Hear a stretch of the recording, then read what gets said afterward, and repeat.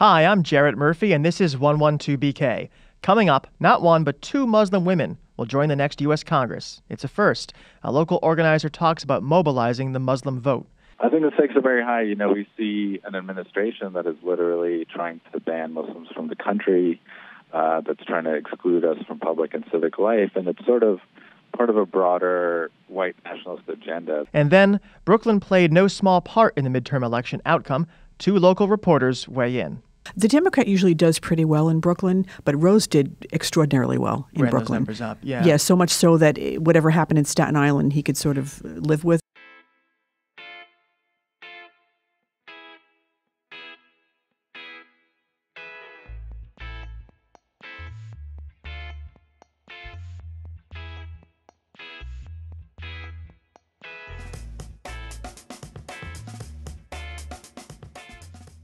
Hi, welcome to the show. Just ahead, two local reporters give us their take on the election results, the Brooklyn contribution, and what the statewide outcome will mean for the borough. But first, last night's results were notable for a number of reasons: for the historic turnout, for the record number of women who won congressional races, for African Americans who, for the first time, have representation in the federal government equal to their share of the population, and for the progressive, LGBTQ, and Muslim candidates who won. To talk about this last item, we're joined on the phone by Mohammad Khan, the campaign director at Brooklyn-based MPower Change, the country's first digital grassroots Muslim organization, which played a big role in getting out the Muslim vote across the country. Welcome to 112BK, Mohammad. Hi, thanks for having me on. So, two women were elected to Congress yesterday for the first time, two Muslim women, Rashida Tlaib of Michigan and Ilhan Omar of Minnesota. That's major news. What's the significance, not just for Minnesota and Michigan, but for the nation as a whole? Yeah, absolutely. I think the election of not only two Muslim women to Congress, but two pretty boldly progressive Muslim women like Rashida Tlaib and Ilhan Omar has really important implications, I think, for us and the work that we do in Muslim communities across the United States. First and foremost, we see it as a rebuke of the politically charged Islamophobia that we've been seeing from the Trump administration and from kind of folks across the political spectrum. I think along with their election, we saw a few other candidates who were either staunchly Islamophobic or ran on anti-Muslim platforms.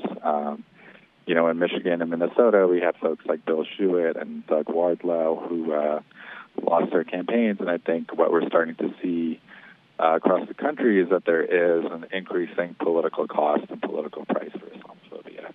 Specific policies like the travel ban, do you think that helped energize voters?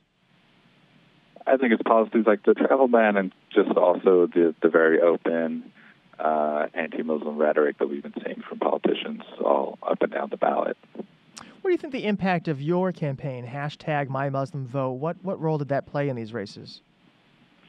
Yeah, so our My Muslim Vote campaign, we didn't particularly support or oppose any individual candidates or parties, but we really just wanted to encourage Muslim folks across the country to get registered, to get engaged, and get excited about voting. One of the things that we heard from Muslim voters back in 2016, time and time again, was they were really tired of the way that politicians on both sides of the aisle kind of put them in this very narrow box of, talking about national security and things like that. And we really wanted to encourage our communities to vote, aspirationally, so think about what they're voting for, not just what they're voting against. So we encourage people to have a conversation around what their My Muslim Vote was for. So we heard folks talking about voting for things like racial justice, like protecting the environment, like funding for public education, and really kind of the broad range of issues that U.S. Muslims care about. And we worked with our partners across the country to register thousands of people, to phone bank tens of thousands of Muslim households. We did a bunch of canvassing in a few key states and really got folks in the Muslim communities, some of whom, had either never participated in the political process before or had been kind of inactive for a few years, to really think about the importance of their vote, think about why they're voting, why it matters for them and for our communities at large. And we saw, I think, especially here in Brooklyn and South Brooklyn, we saw record-breaking turnout in Arab and Muslim communities. And do you think that played a role in the Max Rose upset victory over Dan Donovan? Yeah, absolutely. I think both in the Max Rose victory and the Andrew Gennardis victory, if you look at the turnout and the way that certain electoral districts voted, you'd see a pretty significant increase in the districts that are heavily Arab and heavily Muslim, and those tended to go for the Democratic candidate in both of those races. And we saw over the past couple months, particularly Arab Muslim women really taking the lead in organizing folks in that community and getting them out to vote. Recently, your executive director, Linda Sarsour, reminded everyone why this year is so important for Muslims. Why is that? What are the stakes? I think the stakes are very high. We see an administration that is literally trying to ban Muslims from the country, that's trying to exclude us from public and civic life, and it's sort of part of a broader white nationalist agenda that's seeking to exclude black and brown people from, public and civic life in this country. And that agenda is coming not only from the White House, but we also see locally, State Senator, now former State Senator Marty Golden, his staffer Ian Riley was one of the folks responsible for bringing the Proud Boys to the Metropolitan Republican Club in Manhattan. I think many of us saw the videos of them afterwards beating up protesters and kind of rampaging around the streets. And, folks like former State Senator Marty Golden have,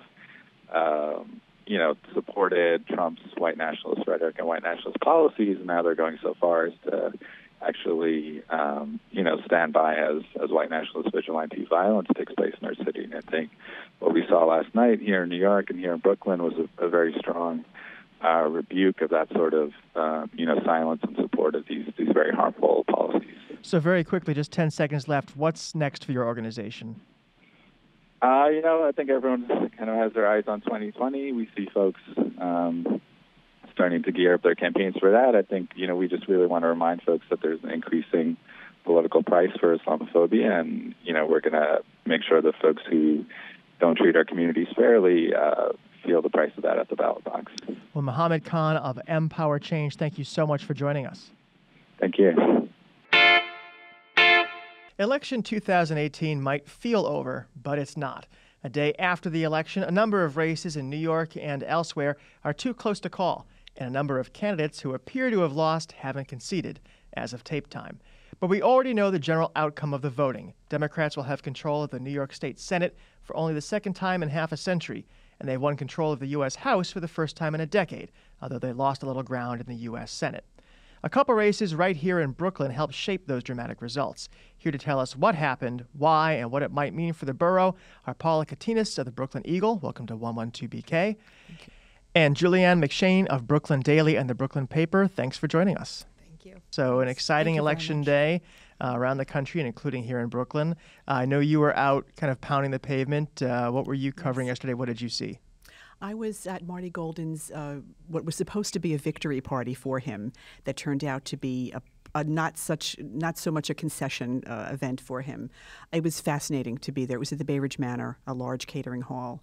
And as the evening wore on, the mood grew a little bit more somber among the supporters that he had, as the reality set in that he was not going to win. Somber, Paula, or angry? I wouldn't say angry. No, one or two people might have expressed some anger, but I would say it was more somberness and a quiet resignation. Surprise?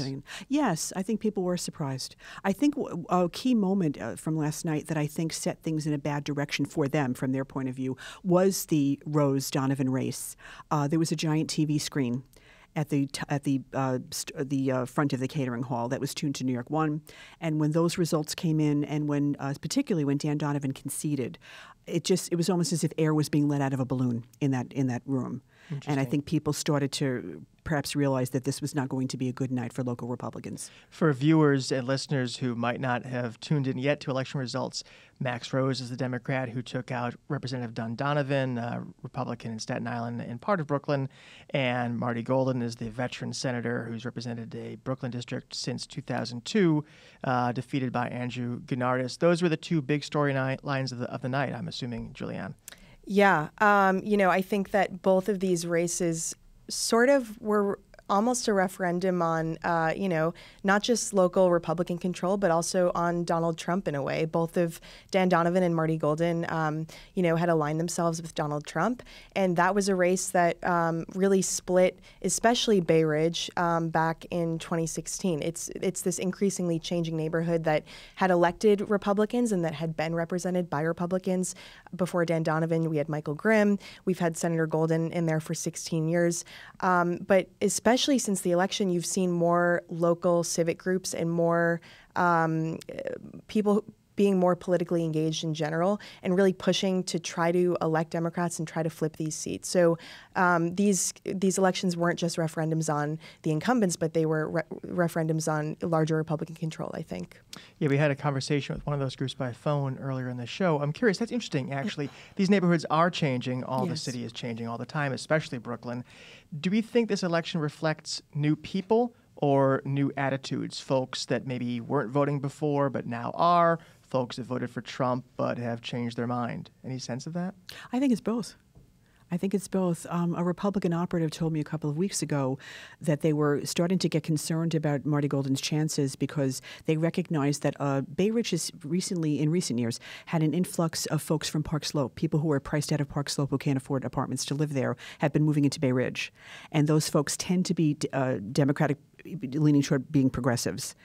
And there was no the entrenched Republicans were moving out or aging and moving into retirement or what have you. So there was concern there. But then again, I also think that maybe there were people on the sidelines for years who did decide to vote this year. Did the Park Slope people come in a caravan? Good point. No, there's no sign of that, but yeah. And I think, Senator Golden has been marred by a lot of scandals this past year. A lot of his controversies date back, to voting against marriage equality in 2011. He's come under fire from his constituents for a while, but especially in the past year, sometimes it seemed like the scandals or the negative instances coming out of his office with staffers that he had to fire for remarks that constituents called racist, or for his own gaffes. It seemed like these scandals were near constant, and so I think it was a combination of sort of changing attitudes from the voters, and also you had Gennardis's campaign really did try to focus on turning out and registering new voters who hadn't been voting before. We're speaking about Senator Golden in the past tense, but officially, at least as of this moment when we're taping, he is still a candidate in the race. He has not conceded. Is there any legitimacy to his argument, Julianne, that he might hang on? Well, yes and no. So we think that there's about 1,400 absentee ballots left to be counted, according to the Board of Elections. Golden is saying there's 3,000. We don't know where that discrepancy comes from. There's less than 5% of scanners that still have to be counted, but those scanners are in areas where it kind of could go either way. There's a couple in Bay Ridge. Gennardis did win Bay Ridge overwhelmingly by more than double, but it's also Golden's home turf. It's the area that he's represented for 20 years. There's a couple in Diker Heights and I think in Gravesend, and Golden did take those neighborhoods. So, it's a toss-up in a sense, but, Golden would have to make up more than 1,100 votes to secure the win over Gennardis, and that is unlikely, I think. But right, I don't see them. Mathematically possible, right, but not likely. Right, exactly. And either way, this is Andrew Gennardis ran 6 years ago, ran what was considered like a feisty race, but he lost by 9,000 or more votes, right? So more than 10,000. No matter what, he has, if not officially knocked off Golden, come within a hair's whisper of it, and that certainly means the change of an era, it would seem. Definitely. It does feel like the end of an era in Bay Ridge politics. We talked about some of the things that were on voters' minds, that this was kind of a proxy for the national conversation about the president. In that context, as you covered debates or speeches by the candidates, start with you, Julianne, were there significant issues where they differed that are actually going to be acted upon in Albany, or was this a totally nationalized conversation? No, there were definitely significant local issues. I think, one of the most prevalent was their differences on the speed cameras, the citywide speed camera program. Gennardis obviously supported that. Golden did not, and his own driving record came under scrutiny and controversy. He had racked up, I think, 6 speeding tickets within the past 2 years, and then another 6 parking violations. They also differ on the Child Victims Act. Golden supports a fund to compensate victims of childhood sexual abuse who come forward with their claims. Gunardis supports the act, which extends the statute of limitations. That was certainly a hot button issue among the constituents in the district. And then they also differ on the New York Health Act, the single payer universal health care. Gunardis supports, Golden doesn't. So, again, I think these divides were really reflected in the district. You have homeowners who had been living there for many years. A lot of those people in the more southeastern parts of the district, Midwood, Marine Park, Manhattan Beach, kind of make up Golden's base, and then you had Gunardis' supporters. I think a lot of the people among those were younger, more progressive people. But I also spoke with people who had previously supported Golden, who said that now that Golden had been under fire and under the microscope so much this past year in the press, they had started to pay more attention to the issues, and they had aligned themselves with Gunardis. One of those was lives across the street from Senator Golden, a neighbor. You had people that had ties, longtime ties to Senator Golden, who decided to make the switch. So I think their different takes on these issues kind of reflected the differences among their constituents. Paula, what do you think people in Brooklyn, now that this has occurred, right? Not only has apparently Andrew Gunardis defeated Martin Golden, but the Senate is now in Democratic hands, the New York State Senate. Yes. You have a Democratic governor, everybody else is Democrat. What are they expecting Democrats to deliver for Brooklyn? What are the things that matter to people that they're going to want to see, once we get past the politics, some concrete action on, do you think? I think definitely health care. Protecting people who have pre-existing conditions, codifying some sort of response to what is going on in Washington. Abortion rights, I think people will expect them to act on that. The governor came to Diker Heights during the summer and ostensibly was talking about the speed cameras, but he also mentioned, making sure that New York protects a woman's right to choose, no matter what happens in Washington, given the new makeup of the Supreme Court. I think those are the two things. And then Brooklyn being Brooklyn, though, I think it's also, kitchen table issues or local issues. They want their potholes fixed. They want their street lights working. Golden was famous for summer concerts, which some I think sort of scoffed at, but a lot of people enjoy those concerts, and it's a pleasurable experience for them, and they are funded with state money. I think people might still want some of that. They might want Andrew Gunardis to kind of pay attention to those things as well. Among professional advocates leading up to the election and today as well, there's talk about what is Albany going to do about some of the mechanics of democracy itself, early voting, reform to campaign finance. I'm curious, do you think that kind of thing matters to folks on the streets? Whether it's going to be easier to go to the polls, whether there's going to be less or more money in politics? I think it matters to them. It will only matter to them for a short while the memory of their having to stand in a line for 2 hours to get to a scanner that doesn't work and being handed a paper ballot. I think they're still angry about that, and they will be for perhaps a couple of weeks. But I think that memory will fade for them and of the average voter, and I don't think it's going to be something we should talk about that, because that was kind of a big sub storyline on Election Day, was people having problems at the polls, broken machines, lines. Did you get reports of that in Brooklyn, and how extensive did you hear it to be?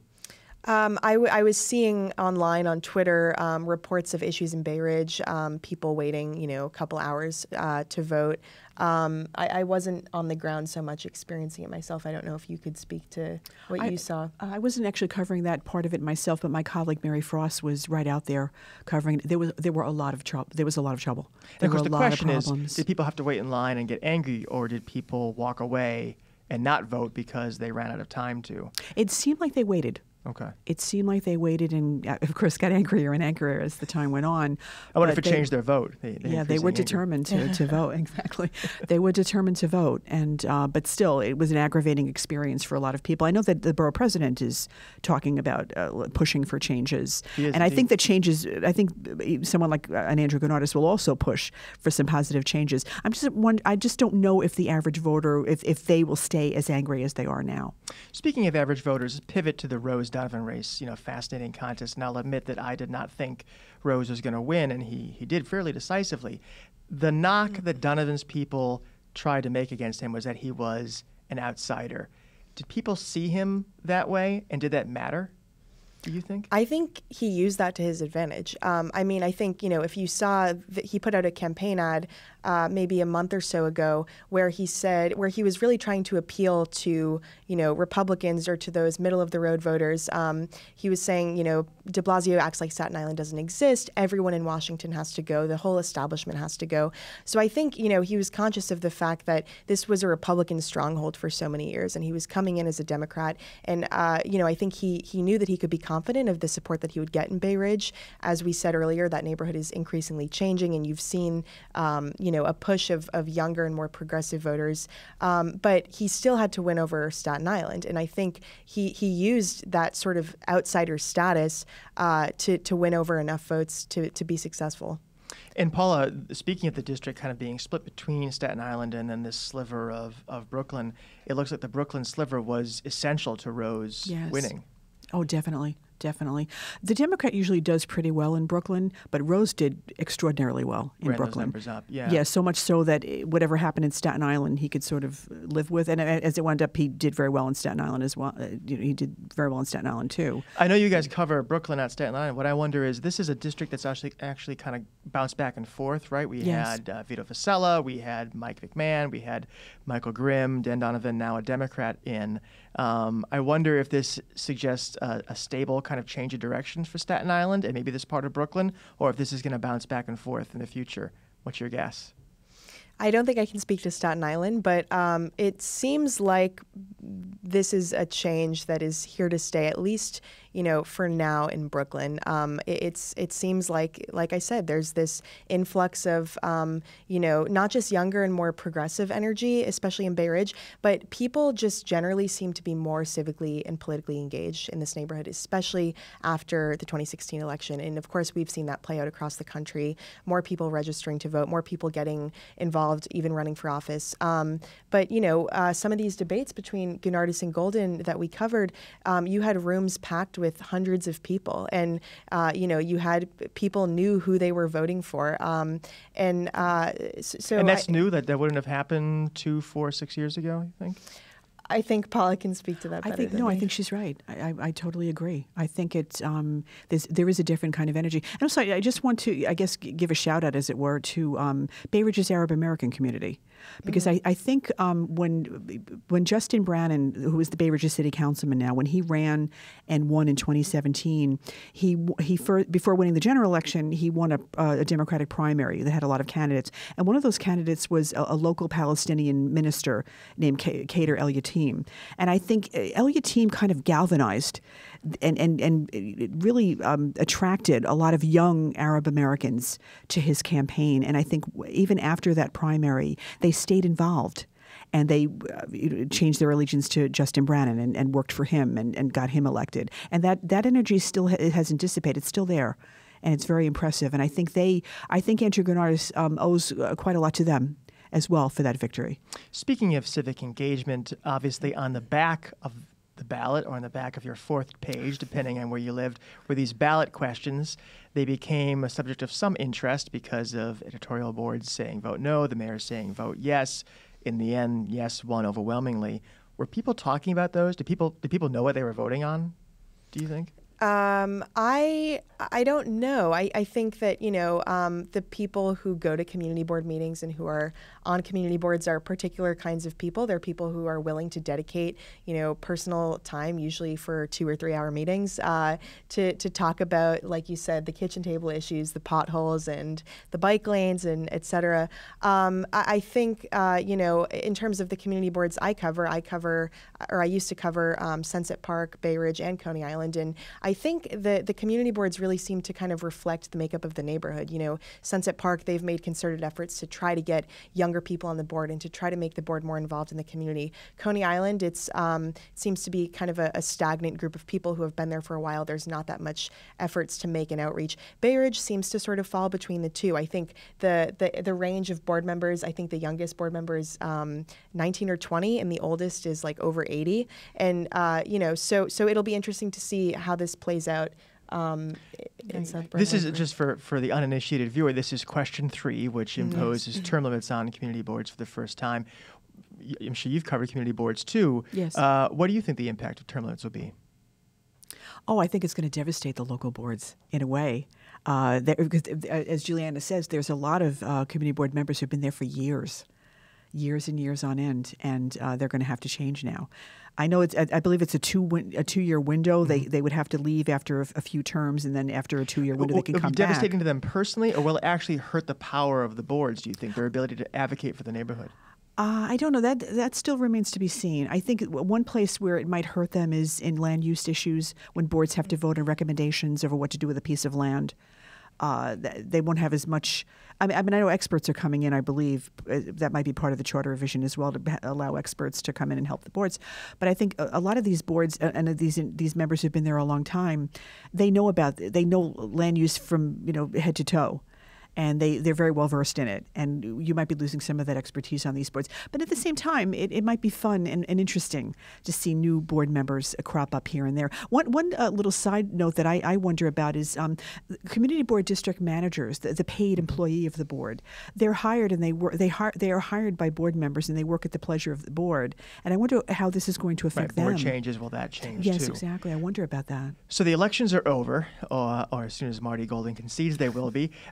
But obviously there are political stories out there that will affect Brooklyn. Paula, starting with you, what's next sort of on your plate? What's the next story we should be looking at in Brooklyn? I'm wondering what the state Senate elections, what effect those elections are going to have on two very high-profile state senators, Simcha Felder and Diane Savino, whose district is mostly Staten Island but does come into Brooklyn and takes in parts of Bensonhurst and takes in much of Coney Island. She was a member of the Independent Democratic Conference, that group that sided with Republicans in the Senate. And Simcha is the guy who kept the Simcha's the guy Republicans that, in charge. yeah, exactly. That's a good story. I'm wondering Julianna, where that's going to go. What's on your agenda?